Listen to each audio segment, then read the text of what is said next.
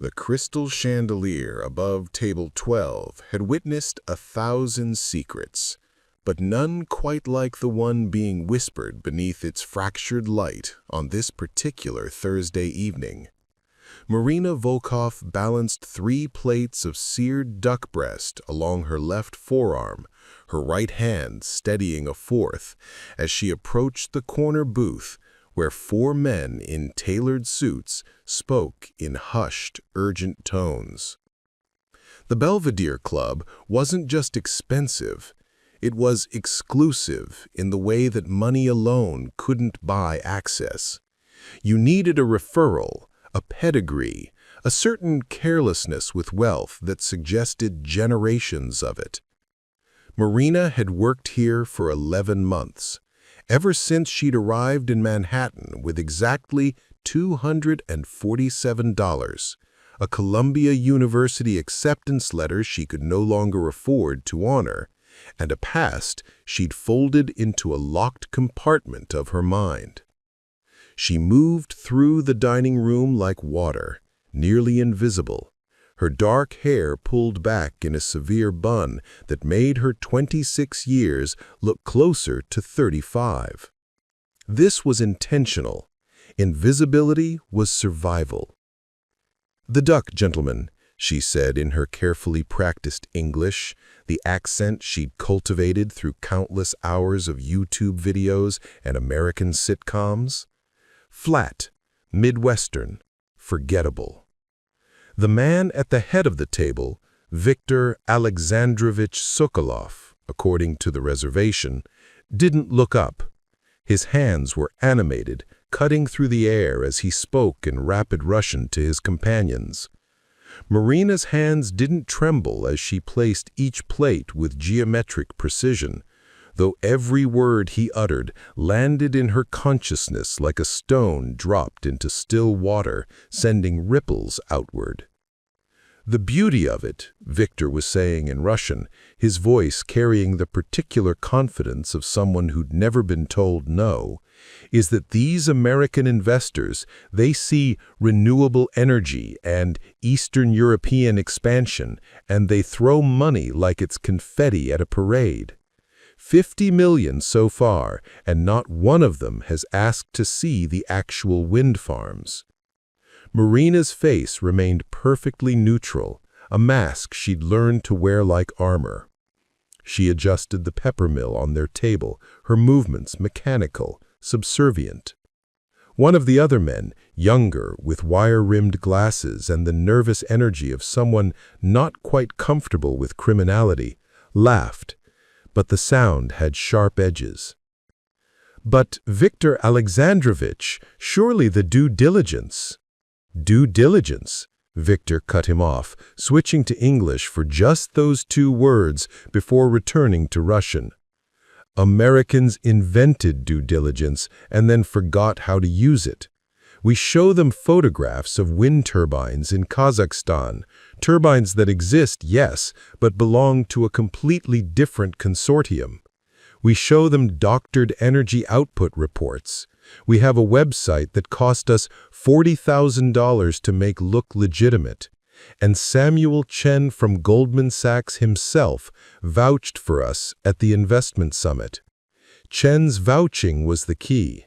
Once Goldman appears connected, everyone else falls in line like dominoes." Marina finished arranging their table and stepped back, her posture suggesting complete incomprehension. "Will there be anything else?" she asked in her American accent. Viktor glanced at her for the first time, his eyes passing over her the way one might notice a chair or a lamp, present, but irrelevant. "No, go."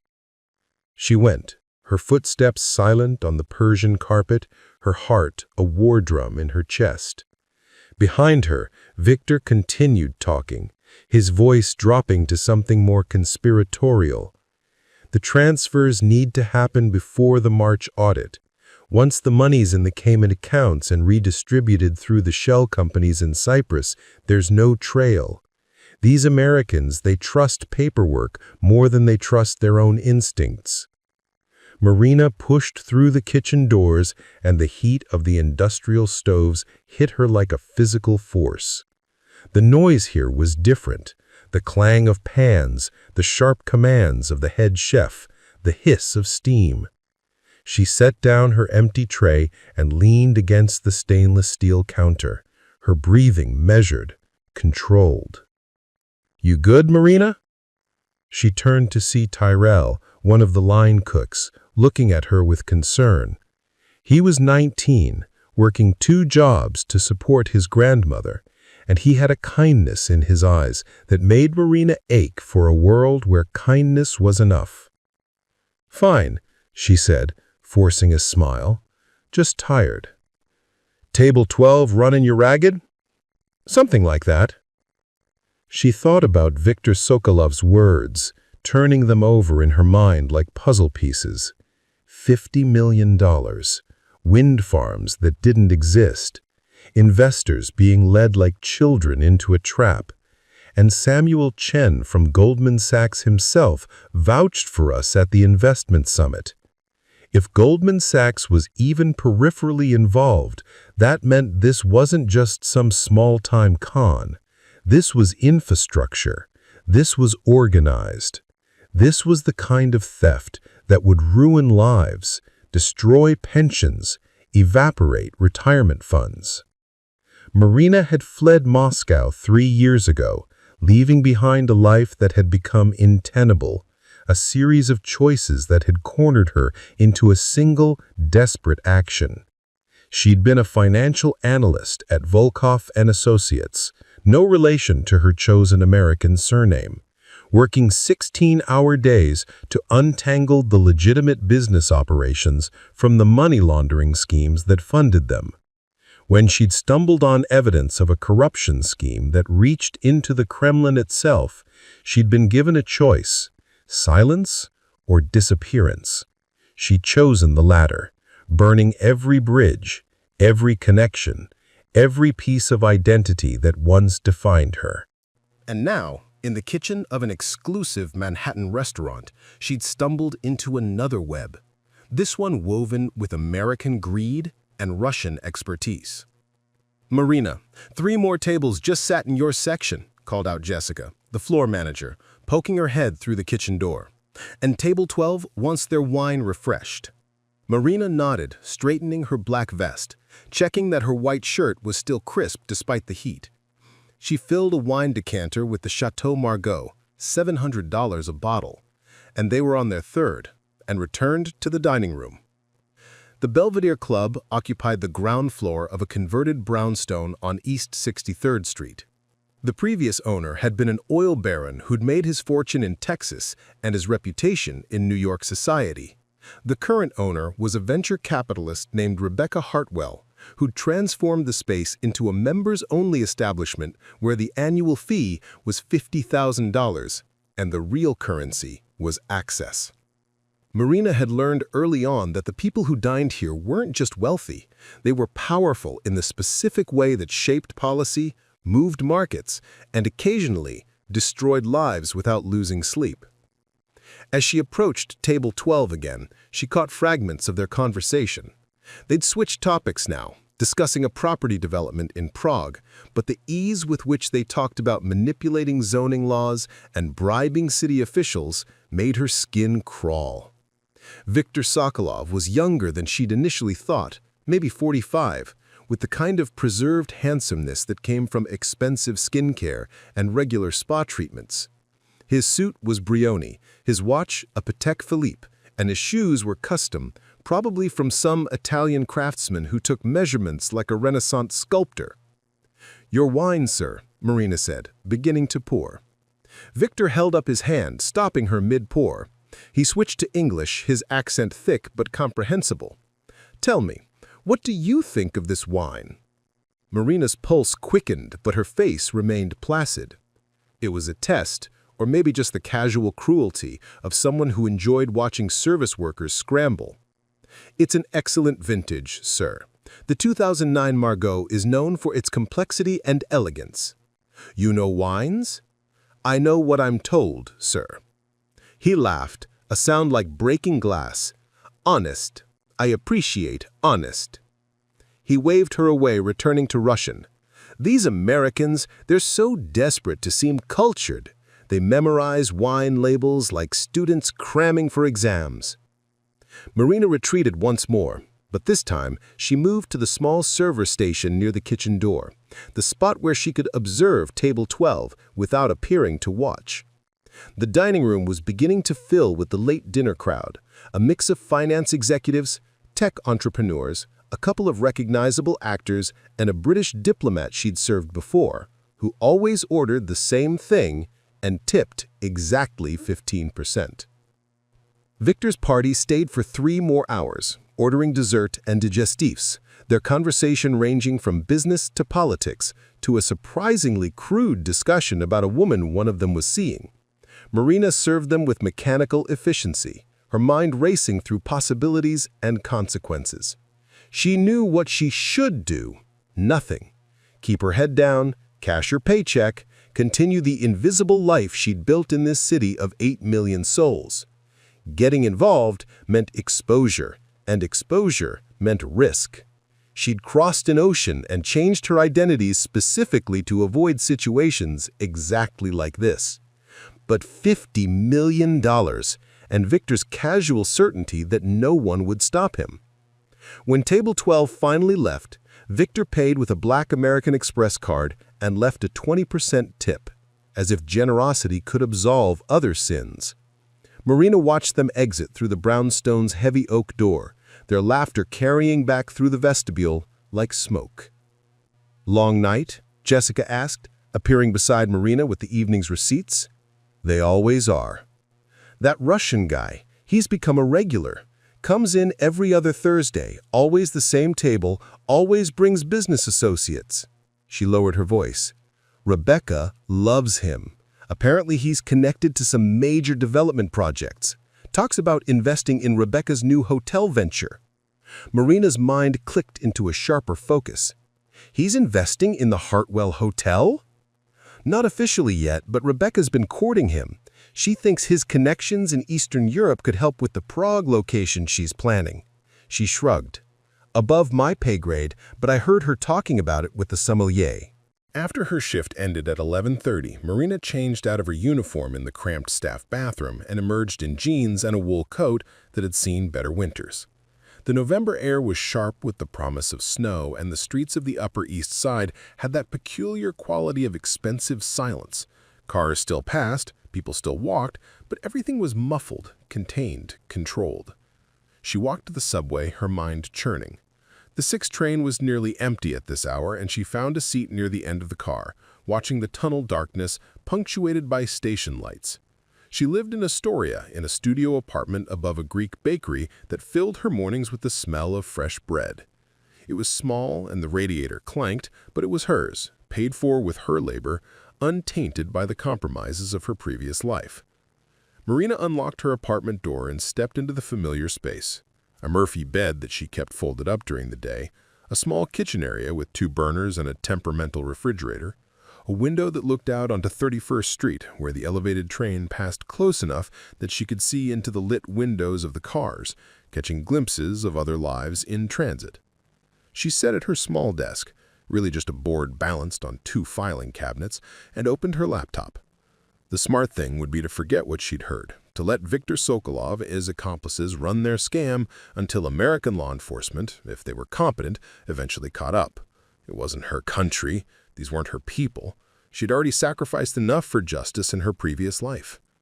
But her fingers were already moving across the keyboard, opening an incognito browser window, beginning to search. She found Viktor easily enough. There were interviews in trade publications, photographs from charity galas, mentions in real estate and energy news.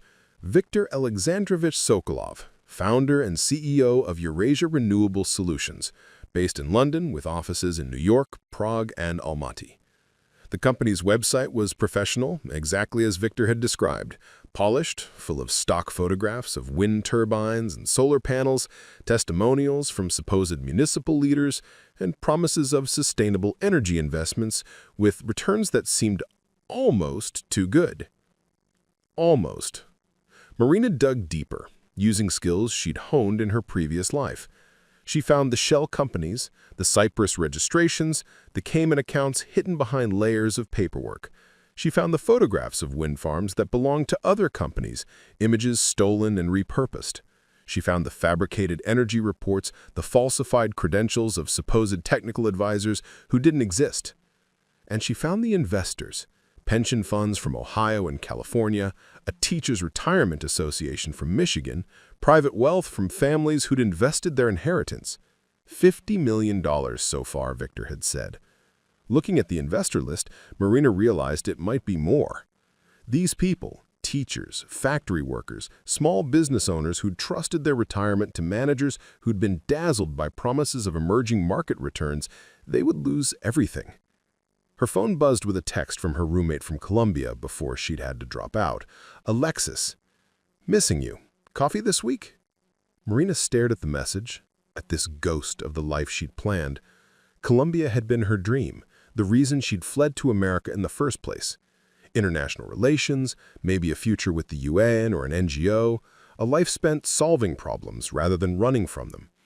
But dreams required money, and money required either wealthy parents or crushing debt, neither of which she could manage. She typed back, "Maybe next week. Work is crazy." The life felt heavy, but manageable. Marina made tea and stood at her window watching the street below. A couple walked past, bundled against the cold, laughing about something. A delivery driver hurried by with bags of late-night food.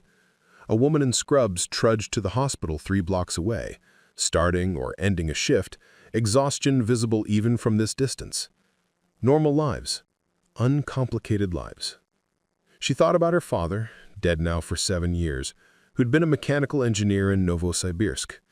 He taught her that systems could be understood, that problems had solutions if you were patient enough to find them. He also taught her that silence in the face of injustice was its own kind of crime. Marina set down her tea, the decision forming before she'd fully acknowledged it. She couldn't go to the police. She had no legal proof, just overhead conversation and her own research. She couldn't go to the press. They'd ask questions about how she knew Russian, about her background, and those questions led to places she couldn't afford to go. She couldn't approach the investors directly. They'd never trust a waitress with conspiracy theories. But she could find Samuel Chen. If Viktor had told the truth about Goldman Sachs's connection, then Chen was the linchpin. His reputation was being used to legitimize the scam, whether he knew it or not. If she could reach him, if she could make him understand what was happening in his name, maybe there was a path forward that didn't require her to step fully into the light. Marina opened a new document on her laptop and began to write, laying out everything she'd heard, everything she'd found, constructing the kind of detailed analysis she used to produce in Moscow. The words came easily, muscle memory from a previous life. She worked until 3 in the morning, until her tea was cold and her eyes burned, until she had a 15-page report that read like a financial autopsy. When she finally crawled into her Murphy bed, pulling it down from the wall with the familiar squeak of springs, she lay awake in the darkness, listening to the city breathe around her. Somewhere out there, Viktor Sokolov was probably asleep in an Upper West Side penthouse or a suite at the Pierre, dreamless and content. Somewhere, the investors were also sleeping, unaware that their retirements were evaporating. And somewhere, there had to be someone who could stop this. Marina closed her eyes and saw the faces of teachers she'd never met, factory workers she'd never known, people whose only crime was trusting that the systems designed to protect them actually worked. She thought about invisibility, about survival, about the cost of silence. And then she thought about what her father would say if he could see her now, hiding in plain sight, sitting on information that could save dozens or hundreds of people from financial ruin, and hesitating because revelation meant risk. The answer came to her in his voice, slightly accented, patient. Marina, being safe and being good are not always the same choice. Marina's alarm sounded at 6:30, pulling her from shallow, anxious sleep. She silenced it and lay still for a moment, watching the gray dawn light filter through her thin curtains. The elevated train rumbled past, close enough that the windows rattled in their frames. She'd grown to love that sound. It meant she was here, in America, in this city where she could disappear into millions of anonymous others. She rose and began her morning routine with the precision of ritual. Shower, exactly 8 minutes. Coffee from the French press she'd bought at a thrift store. Toast with butter and jam from the bakery downstairs. Mrs. Papadopoulos always gave her yesterday's bread for half price. The news played on her laptop while she ate, but Marina wasn't really listening. Her mind was still tangled in the problem of Viktor Sokolov, turning it over like a Rubik's Cube, searching for the pattern that would unlock a solution. At 7:30, she dressed for her morning job. Marina worked split shifts most days, breakfast and lunch at a diner in Midtown, evenings at the Belvedere Club. The diner was called Stella's, and it had been a neighborhood fixture for 43 years, the kind of place where cops and construction workers and office assistants all sat at the same counter, united by the democracy of cheap coffee and good pancakes. Morning sunshine? Stella herself was behind the register when Marina arrived, her gray hair in its usual style that hadn't changed since the Reagan administration. Stella had given Marina this job when no one else would hire someone with no American work history, no references, and an obvious discomfort with personal questions. "You look tired. You eaten enough?" "I'm fine, Stella." Marina tied on her apron, this one mint green instead of the black she wore at the Belvedere. "Just didn't sleep well." "Bad dreams?" "Something like that." The morning rush began at 8, a flood of regulars whose orders Marina had memorized within her first week. There was Harold, who worked sanitation and always ordered the same thing: 2 eggs over easy, bacon, whole wheat toast, orange juice, and exactly 3 refills of coffee.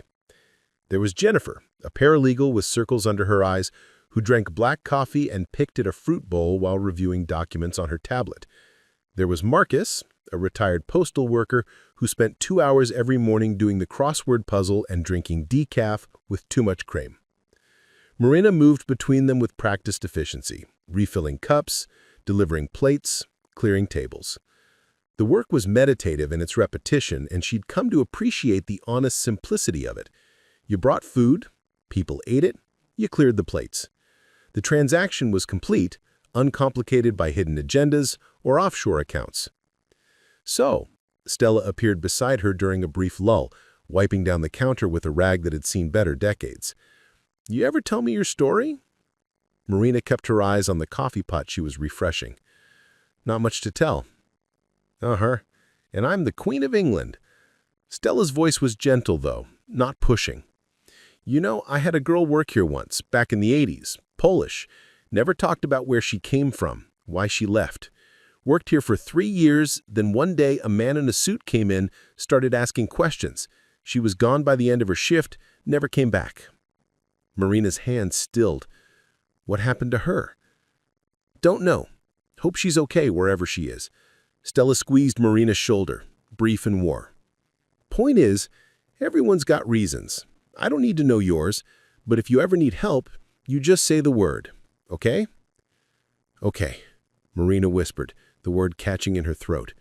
The lunch shift brought a different crowd: business people grabbing quick meals, tourists who'd wandered off the main avenues, students from the fashion school 3 blocks away. Marina served them all with the same careful attention, and by 2:30, when her shift ended, she'd earned $63 in tips. She added it to the envelope in her locker, the fund she was building to, maybe, someday, afford to return to Colombia.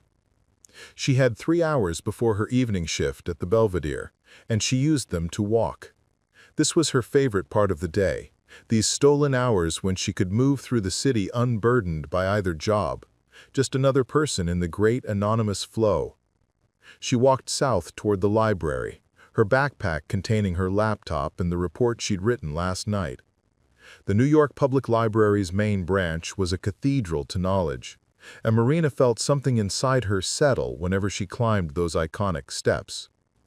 She found her usual spot in the reading room, surrounded by others seeking information, or refuge, or simply a warm place to sit.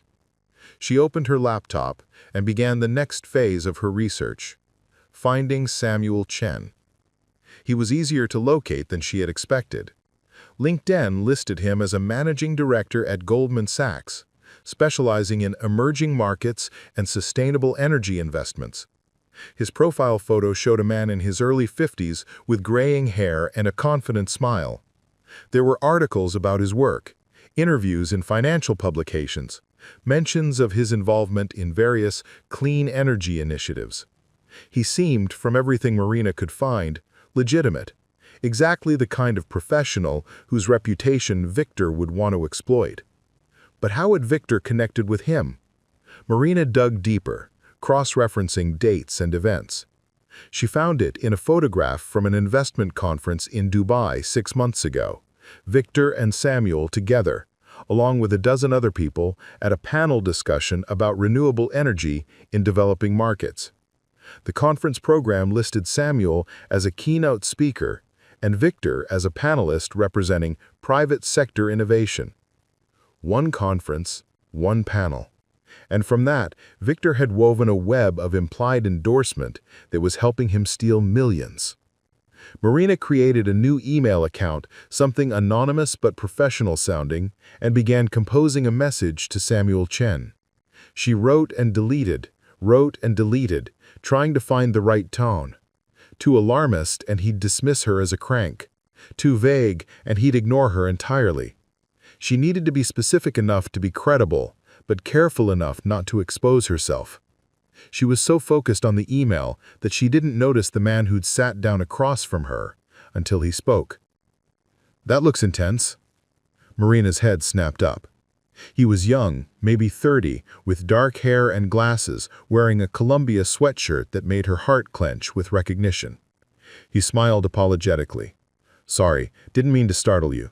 I just noticed the concentration, and as a fellow library denizen, I appreciate seeing someone actually work here instead of just scrolling through social media." "It's fine," Marina said, angling her screen away slightly. "I'm David, PhD candidate in economics, and chronic procrastinator, which is why I'm talking to strangers instead of working on my dissertation."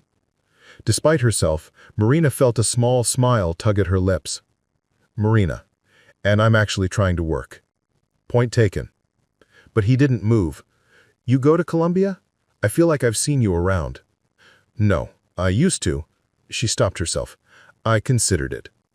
"Well, you're not missing much except crushing student debt and professors who haven't updated their lecture notes since the Clinton administration." He paused. "That was a joke. Some of them are actually from the Reagan administration." Marina laughed, a real laugh that surprised her. "You're not very good at selling your school." "I'm better at economics than marketing." He gestured to her screen. "What are you working on, if you don't mind me asking? You have that look people get when they're trying to solve something complicated." Marina should have deflected, should have given him some generic answer that would end the conversation. Instead, she found herself saying, "Have you ever known something was wrong but couldn't figure out how to prove it?" David's expression shifted, becoming more serious. "Actually, yes. That's basically my entire dissertation. I'm studying financial fraud in emerging markets, specifically how legitimate investment vehicles get hijacked by bad actors." He laughed self-deprecatingly. "I know, real party topic." Marina's pulse quickened. That's exactly... She stopped, aware she was about to say too much. "Exactly what?" She looked at him, this stranger with kind eyes and a Columbia sweatshirt, and made a calculation. "If you knew about a fraud, a big one, but you couldn't go to the authorities without exposing yourself to risk, what would you do?" David leaned back, considering. "Is this theoretical?" "Hypothetical." "Right." He was quiet for a moment. "Well, hypothetically, I'd document everything. Create a paper trail that could be handed off to someone with the authority and resources to act on it. Then I'd find a way to deliver that information anonymously, to the SEC, to journalists, to someone who could investigate without needing to know the source. But what if the fraud is sophisticated enough that anonymous tips get dismissed? Then you need a champion, someone inside the system who has enough credibility that when they raise the alarm, people listen." David leaned forward. "This is about something real, isn't it?" Marina closed her laptop. I should go. Wait! He pulled out his card and scribbled on it. This is my email, and this, he wrote something else, is my professor's contact information. Dr. Elizabeth Warren. No, not that one. Different person. She's a financial crimes expert who consults with the SEC. If you ever need someone to talk to about hypothetical situations, she's incredibly discreet. Marina took the card, unsure why she was accepting it, but unable to refuse the lifeline it represented. Thank you. Marina, he said as she gathered her things, whatever this is, be careful. Financial fraud at the level that requires this much caution, those people don't like being exposed. She nodded and left, her mind racing. Walking to the subway, she thought about David's words, find a champion. Samuel Chen could be that, but only if she could reach him, only if she could make him understand without revealing too much about how she knew. The evening shift at the Belvedere began at 6. Marina changed in the staff bathroom again, transforming from the casual diner waitress in jeans and sneakers to the polished, invisible server in black and white. Jessica was working tonight too, along with Thomas and Patricia, the other servers who'd been at the Belvedere long enough to have seniority over table assignments. Quiet night so far. Lots of reservations, but the early crowd hasn't arrived yet. Is table 12 reserved? Yeah, actually. Same group as last week, the Russian guy and his associates. Jessica rolled her eyes. Rebecca's giving them the VIP treatment. She really wants that hotel investment. Marina's stomach tightened. Viktor was coming back. She hadn't expected to see him again so soon, hadn't prepared for the possibility of hearing more details about his scheme. She'd hoped to have time to figure out her next move, to contact Samuel Chen, to set things in motion before having to face Viktor again. But life rarely offered the luxury of perfect timing. The evening unfolded with the usual rhythms of an exclusive restaurant. Courses timed to precision, wine poured at exact angles, conversations murmured over candlelight. Marina served her tables with automatic grace, but part of her attention was always on table 12, waiting for Viktor's arrival. He came at 7:30, this time with different companions. 2 men and a woman, all dressed in expensive casual, the kind of clothing that looked simple but cost thousands. Viktor was animated, expansive, playing the role of generous host. Marina watched from her station as they ordered cocktails, as Viktor charmed the woman with what appeared to be stories that made her laugh. When Marina brought their drinks, Viktor was speaking English, his accent somehow more pronounced when he was performing. And I said to the minister, if you want sustainable energy, you must first sustain the people who create it. The table laughed and Viktor beamed. But seriously, investment in green technology is not just good ethics, it is good business. The returns, when done correctly, are exceptional. The woman, blonde with sharp features and calculating eyes, leaned forward. And your projects in Kazakhstan, they're producing the returns you projected? Exceeding them, Viktor said smoothly. The first quarter numbers are available if you want to see them. Very transparent, very clean. Marina poured their cocktails and retreated, but not before Viktor caught her eye for a fraction of a second. There was nothing in his gaze. No recognition, no suspicion, just the blank acknowledgement one gives to service workers. She was furniture to him, no more notable than the chair he sat in.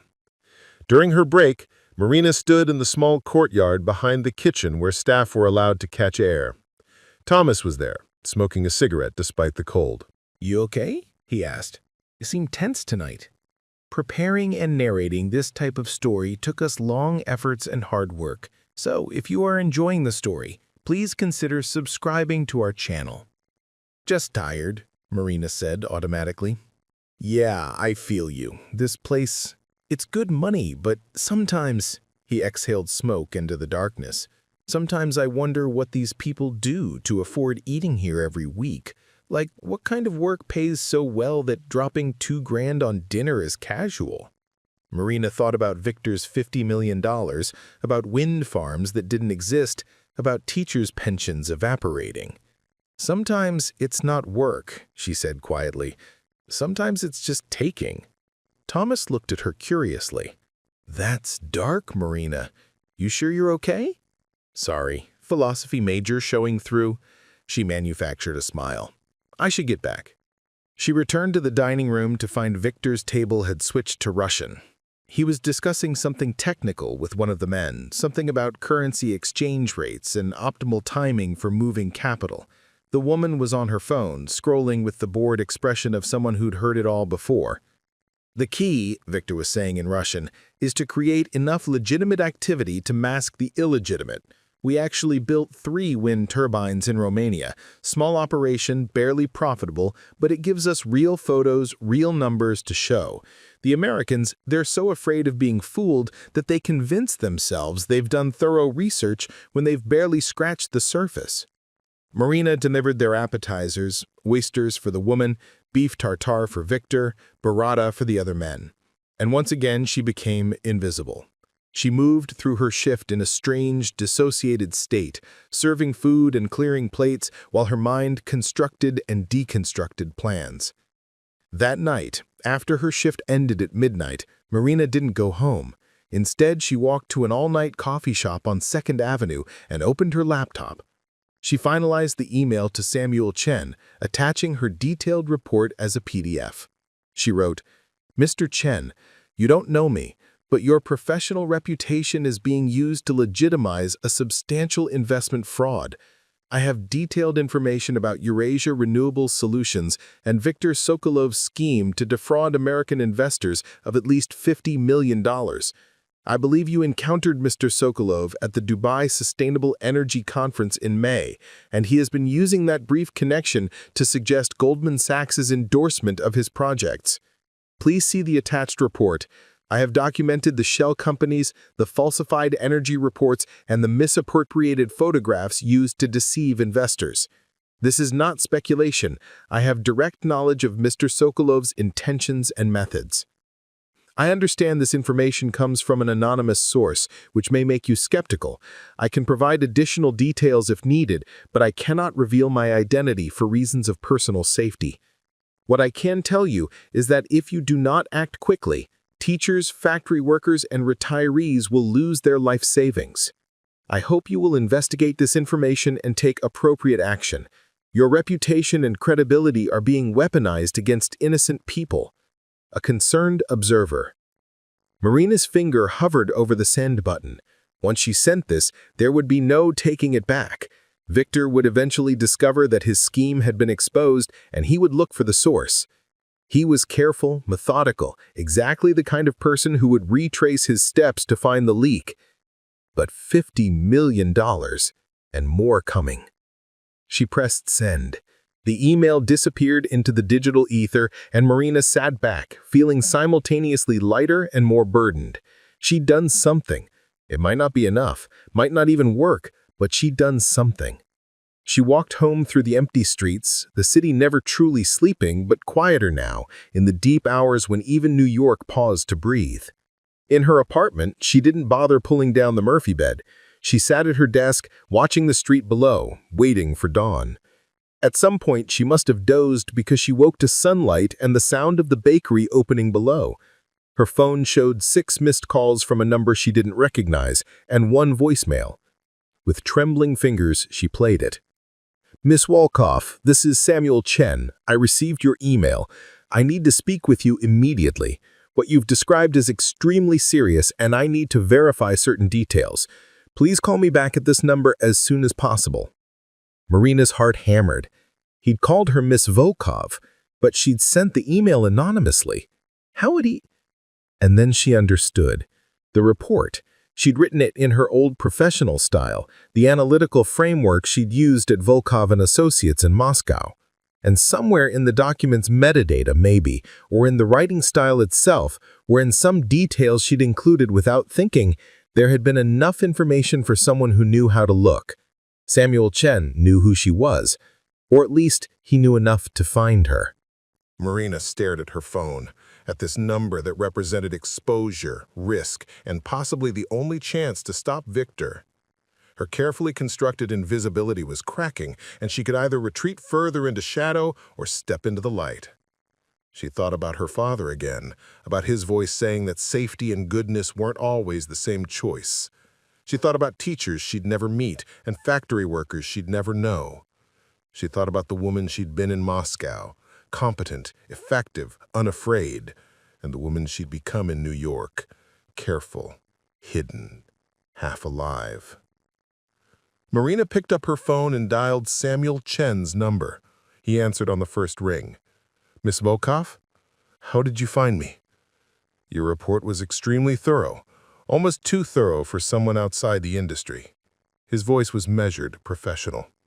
"I made some inquiries about financial analysts who'd left Russia in the past few years and who might be working in New York in positions that would give them access to people like Viktor Sokolov.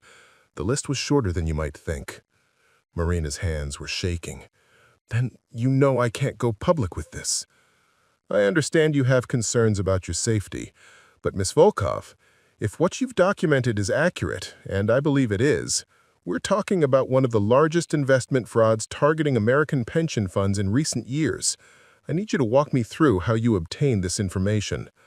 "I overheard conversations in Russian. He doesn't know I speak the language." There was a long pause. "Where do you work?" "That's not relevant. Miss Volkov, I need to assess the reliability of your information. If you're a server or hospitality worker who overheard private conversations, that gives the information a certain context. If you're something else—" "I served him dinner at the Belvedere Club," Marina said, the words coming out in a rush. "He comes every other Thursday. He speaks freely in Russian because he thinks no one understands. And I documented everything because I used to do this work in Moscow before I had to leave." "Had to leave," Samuel repeated. "What happened in Moscow?" "Nothing that matters now. What matters is Viktor Sokolov is stealing from people who can't afford to lose what he's taking. What matters is you have the power to stop him, and I don't." Samuel Chen was quiet for a moment, and Marina could hear him breathing, could almost hear him thinking. "Can you meet me? Today?" I work. Take the day off. Miss Volkov, if you want me to take action on this, I need to meet you face to face. I need to see the kind of person who compiled this report and assessed whether your information is reliable enough to trigger a full investigation." Marina looked around her small apartment, at the life she'd built from nothing, at the safety she'd created through careful anonymity. "Where?" "There's a coffee shop on the corner of 42nd and Lexington, Le Pain Quotidien. Can you be there at 2 o'clock? "How will you know me?" "I'll know you, Miss Volkov. 2 o'clock." He hung up before she could respond. Marina sat frozen for several minutes, staring at her phone. Then she called Stella. "Honey, you sound terrible," Stella said immediately. "What's wrong?" I need today off. I'm sorry. I know it's short notice." You've never called in sick, not once in a year. Take the day. Take 2 if you need 'em. You feeling okay? Just need to handle something. Personal matter. All right. But Marina, whatever it is, be careful. You hear me? I hear you, Stella. She called the Belvedere next, left a message with the manager explaining she was unwell and wouldn't make her evening shift. Then she showered, standing under the hot water until it started to run cold, trying to wash away the anxiety that clung to her skin. She dressed carefully. Jeans, a sweater, her pea coat that was warm but not expensive looking. She needed to look credible, but not memorable. She pulled her hair back in her usual severe bun, then stopped herself and let it down. For once, she didn't need to be invisible. For once, being seen was the entire point. Marina arrived at Le Pain Quotidien at 1:45, early enough to scout the location. It was a chain restaurant, comfortable and anonymous, filled with tourists and business people on lunch breaks. She ordered tea and sat at a table near the back, positioning herself so she could see the entrance. Samuel Chen arrived at exactly 2 o'clock. He was taller than she'd expected from his photos, with an air of controlled energy that reminded Marina of the executives she'd worked for in Moscow. He scanned the room, and his eyes landed on her with recognition. He walked over, no hesitation, and sat down across from her. Miss Volkov, Mr. Chen. He studied her for a moment, and Marina forced herself to meet his gaze steadily. You're younger than I expected. I'm 26. And you compiled a 15-page financial analysis that would be impressive from someone with 20 years of experience. He pulled out a tablet and opened her report. You identified shell companies that took me 3 hours and 2 analysts to verify. You traced money flows through Cyprus and the Cayman Islands with precision. You documented the false ownership claims on those wind farms in Kazakhstan. This isn't amateur work, Miss Volkov. I told you I used to do this. For whom? A firm in Moscow, one that specialized in making legitimate business look clean and illegitimate business look legitimate. I was good at untangling the threads. Too good, eventually. You found something you weren't supposed to find. I found evidence of corruption that reached into the Kremlin. And when I tried to report it internally, I was given a choice. Forget what I'd seen or disappear. Marina's voice was steady, but her hands were clenched in her lap. I chose to disappear. Samuel nodded slowly. And now you're a waitress. Now I'm someone who serves dinner to men who think I'm too stupid to understand them. Viktor Sokolov has no idea you speak Russian. He's never asked. To him, I'm background noise, furniture. But I understand everything, Mr. Chen. I know about the 50 million already stolen. I know about the investors he's targeting next. There's a California teachers' pension fund he mentioned last week. I know he's planning to move the money out before March because that's when an audit would reveal the truth. I know all of this, and I'm telling you because you're the only person who has the credibility to stop it. Samuel was quiet, his fingers drumming against the table. If I pursue this, if I trigger an investigation, Viktor will look for the source of the leak. I know. He's connected to serious people. Russian oligarchs don't operate alone. There are networks, protection, people who specialize in handling problems. I know that too. Marina's voice dropped to nearly a whisper. But I can't sit on this information and watch people lose everything. I can't be safe at the cost of being good. Samuel looked at her for a long moment, something shifting in his expression. Your father said that. Marina blinked. What? Being safe and being good are not always the same choice. You've mentioned your father twice in our conversation, once on the phone, once just now. It sounds like something he taught you. She felt tears prick her eyes, but refused to let them fall. He was a good man. He taught me that systems should work for people, not against them. What would he think of what you're doing? He'd be terrified and proud, probably in equal measure. Samuel smiled, a small, genuine thing. All right, here's what's going to happen. I'm going to take your information to the SEC and the FBI. I'm going to trigger a full investigation into Eurasia Renewable Solutions.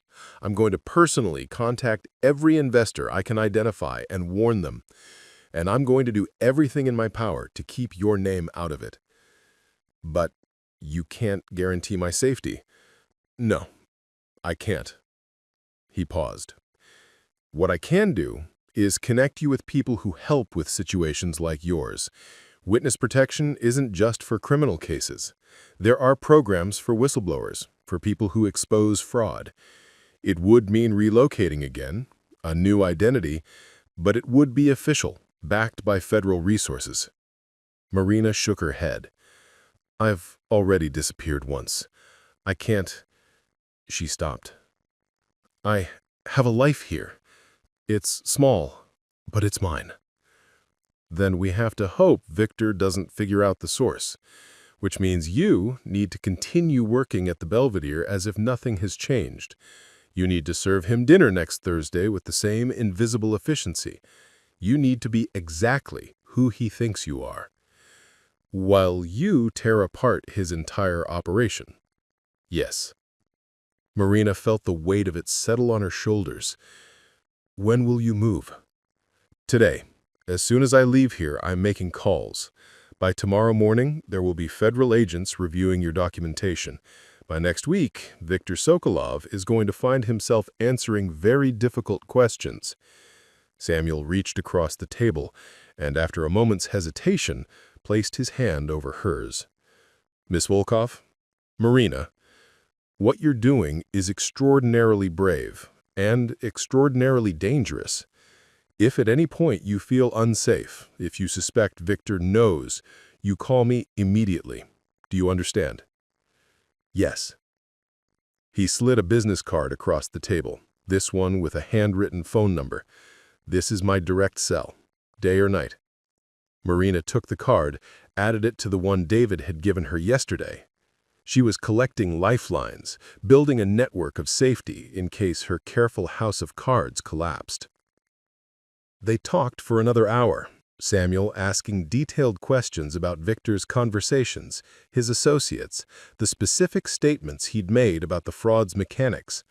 Marina answered everything, grateful for her near-photographic memory when it came to numbers and schemes. She'd always been able to see patterns and remember the important details even in casual conversations. One more thing, Samuel said as they prepared to leave. You mentioned Viktor is interested in investing in the Belvedere owner's hotel project, Rebecca Hartwell's Prague development. Yes, he's been courting her, building a relationship. That's another vector of fraud. If he's promising to invest in her project while simultaneously running this scheme, she could be another victim. Or, his expression darkened, she could be a knowing participant. Marina had considered this but dismissed it. Rebecca seems legitimate. She's wealthy on her own from tech investments in the 90s. I don't think she knows. Then she needs to be warned too, carefully. Samuel stood. Go home. Go to work tomorrow like normal. And, Marina, thank you. What you've done, what you're doing, it matters. Those teachers and factory workers and retirees, they'll never know your name, but you're saving them from devastation. After he left, Marina sat alone at the table, her tea long since cold. The restaurant had emptied out as the lunch crowd dispersed, and now it was just her and a couple of tourists studying maps. She felt hollowed out, simultaneously lighter and heavier than she'd been this morning. She walked home slowly, taking the long route through Central Park, even though it was cold and threatening rain. She needed to move, to think, to process what she'd set in motion. By now, Samuel was probably already making calls, setting wheels in motion that would eventually crush Viktor's operation. By now, federal agents were probably reading her report, cross-referencing her claims, building a case. By now, she'd become a threat. That evening, Marina forced herself to eat dinner, leftover rice and vegetables from the Chinese restaurant downstairs. She tried to read, but the words wouldn't stick. She tried to watch something on her laptop, but couldn't focus. Finally, she gave up and pulled down her Murphy bed, crawling under the covers, even though it was only 8 o'clock. She must have slept when she woke to her phone ringing. The screen showed 2:47 a.m. and an unknown number. Marina's heart raced as she answered. Hello? Marina Volkov? The voice was female, American, professional. Who is this? Special Agent Rebecca Torres, FBI. I apologize for calling so early, but Samuel Chen provided your contact information regarding a fraud investigation. I need to meet with you as soon as possible. Marina sat up, suddenly fully awake. Already? It's been less than 12 hours. When the potential fraud is this large and the evidence this compelling, we move quickly. Mr. Chen briefed us this evening, and we've already begun preliminary verification of your claims. Everything you documented checks out, Ms. Volkov. Can you meet with me this morning? I have work. This is more important than work. We need your formal statement, and we need to discuss your safety. There is a field office on Federal Plaza. Can you be there at 8 a.m.? Marina agreed because what else could she do? After hanging up, she sat in the darkness of her apartment, listening to the city's nighttime sounds. The radiator clanked. The couple upstairs argued in muffled tones. A siren wailed somewhere in the distance. She'd thought she'd have more time, space to prepare mentally for the avalanche she'd triggered. Instead, it was already moving, already gathering speed.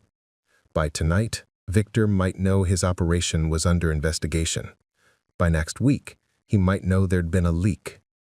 Marina got up and began to pack a bag, just essentials, things she could grab quickly if she needed to run. She'd done this before in Moscow, though then she'd had days to prepare. This time might be different. This time she might have only minutes. Marina met Agent Torres at 8 a.m. sharp. The interrogation room was smaller than she'd imagined, smelling of burnt coffee and old carpet. For 6 hours, she recounted everything: Viktor's words, his patterns, the intricate web of fraud she'd documented. Thursday arrived too quickly. Marina returned to the Belvedere with lead in her stomach. Table 12 was reserved, as always. Viktor entered at 7:30, but something was different. His movements were sharp, agitated. He dismissed the woman who'd accompanied him previously and sat with only one associate, a man Marina hadn't seen before, with cold eyes and a military bearing. They spoke in clipped Russian. Viktor had received questions from Goldman Sachs, uncomfortable questions. The California pension fund had suddenly withdrawn. Someone knew. Marina's hands trembled as she poured their water. Viktor's eyes followed her this time, really seeing her for the first time in 11 months. "You speak Russian?" he asked suddenly in Russian. Marina's rehearsed response came automatically, in English. "I'm sorry, sir?" He switched to English, but his eyes never left her face. "How long you work here?" "Almost a year, sir." The moment stretched like breaking glass. Then Viktor's phone rang. He answered in Russian. "Da? What do you mean, federal agents?" Marina set down the water pitcher and walked calmly toward the kitchen, her heart screaming. Behind her, Viktor's chair scraped. Agent Torres's card was in her pocket, her go-bag hidden at Stella's. She pushed through the kitchen doors as yelling erupted behind her. The back exit was 15 steps away. She'd counted them 100 times.